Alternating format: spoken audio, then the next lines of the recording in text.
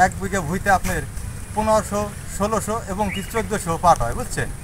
এটা আপনার ঘোড়ার গাড়িতে নামাইতে হয়, যারা কাটে দিবে চুক্তি পার কাটে দিবে, মানে 1 বিঘা ভুঁই কাটা দেওয়া লাগে 3 থেকে 4000। আবার ঘোড়ার গাড়িতে নামানিতে দিতে আপনার 2000, 2500 এরকমভাবে দিতে হয়।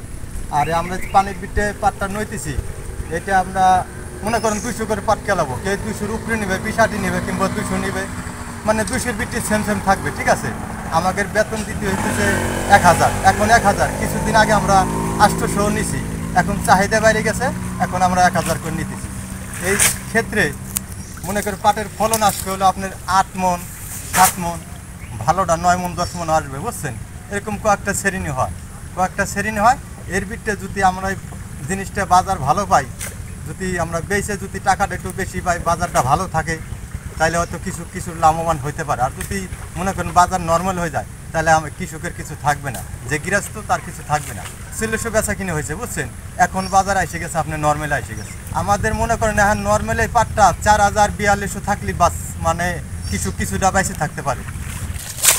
1 বিঘে বইতে 1800-1600 পাট হয়।